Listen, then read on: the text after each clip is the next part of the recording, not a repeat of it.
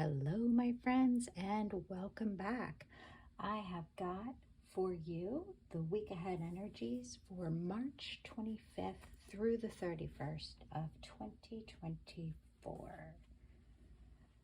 So I have shuffled the cards and we are ready to lay them out and see what comes up, what kind of energies we've got going on. So I'm going to lay out a couple of cards here and we'll see what we've got.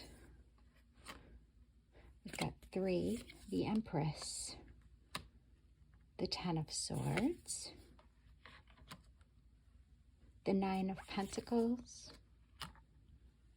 the 5 of Wands. This is the Page of Swords,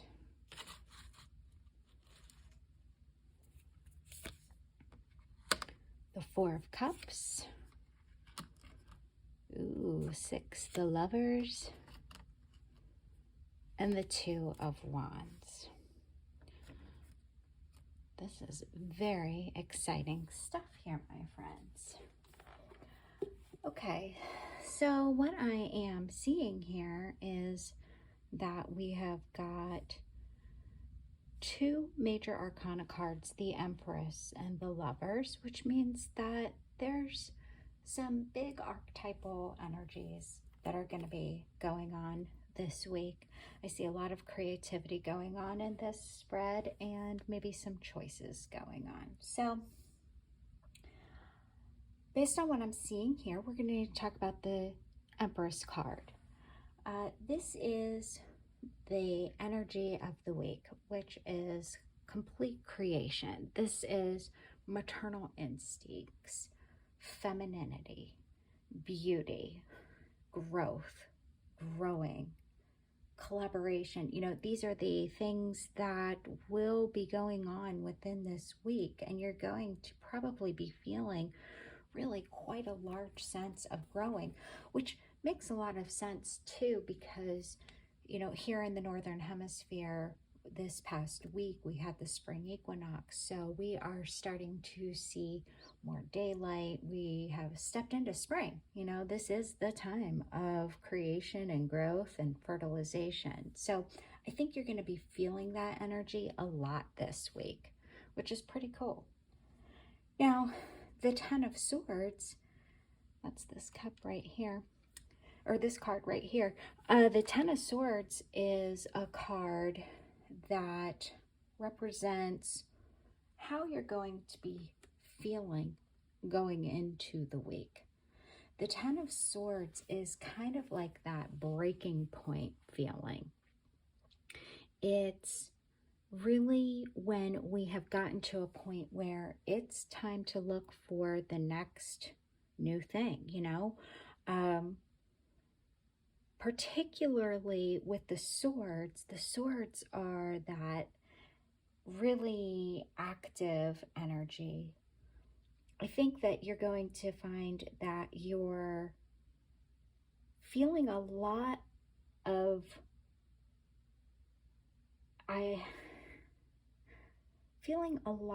completion energies in terms of different ideas or communications that you've had.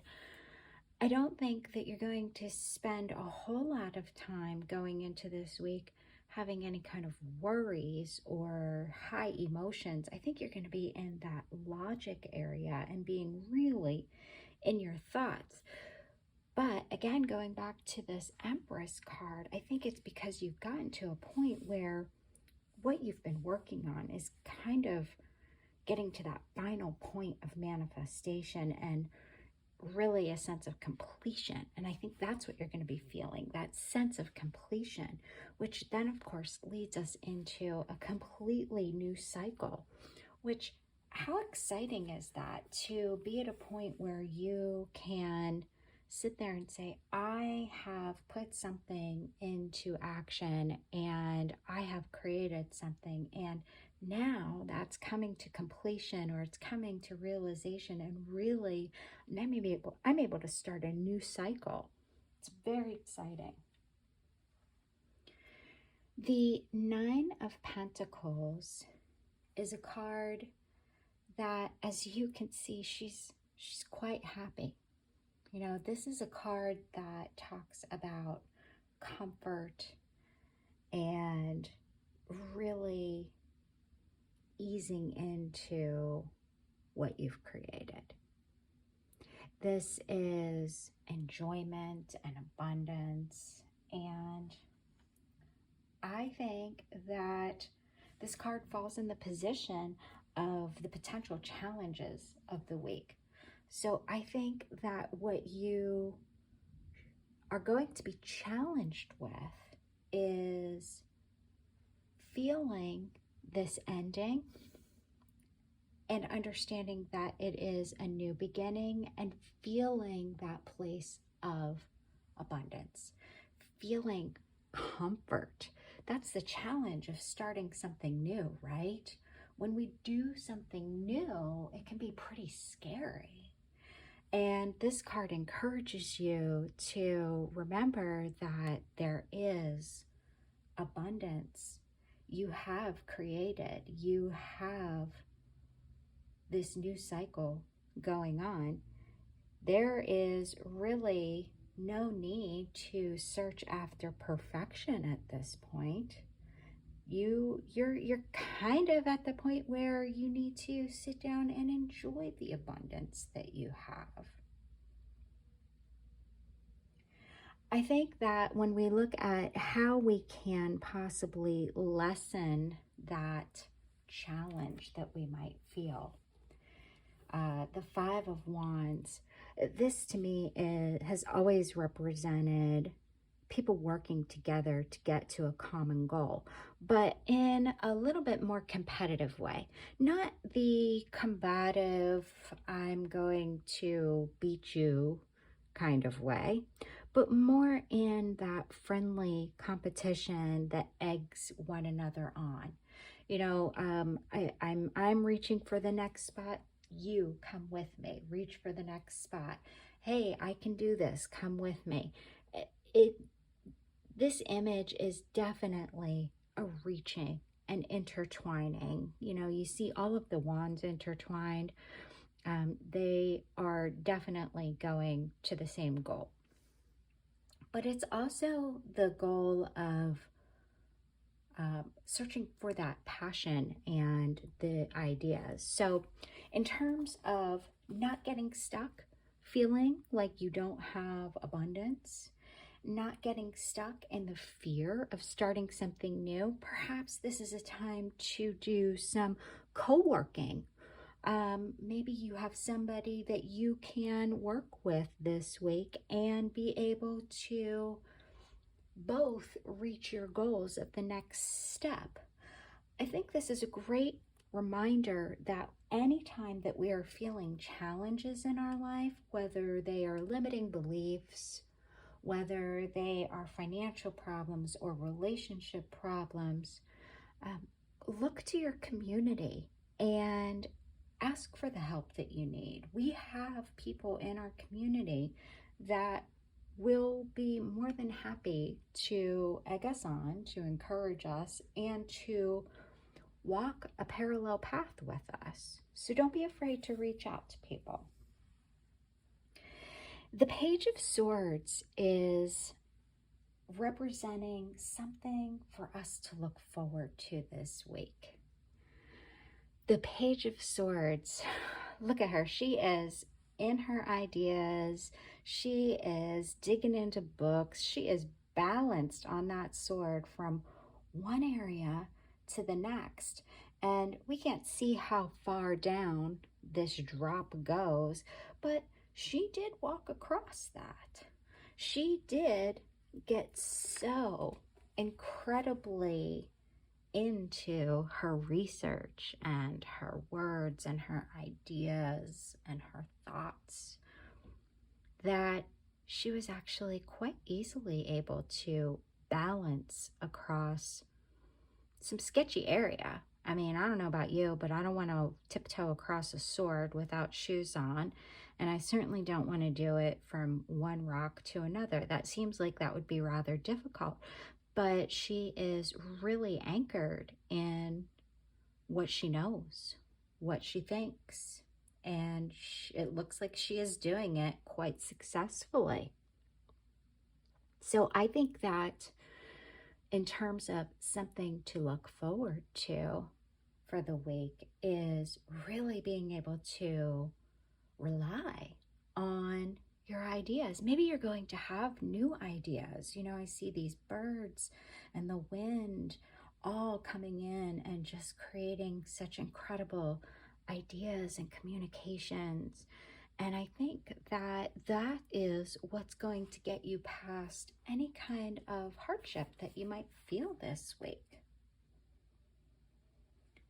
The next card is a self-care practice for the week, and it's the Four of Cups. And this is one of my favorite cards because I call it the moody broody card, because she's just so like, ugh, God, look at all these empty cups, so moody broody. And you know, she is almost purposefully ignoring this hand that is reaching out from the universe with a cup with a rainbow of possibilities coming out of it. But she's just moody broody and she wants to sit in it for a while. And oh, that's how I feel about this card. So when I think about different self-care practices that we could be working on this week around this moody broody and around this card, I think, first of all, I think cups.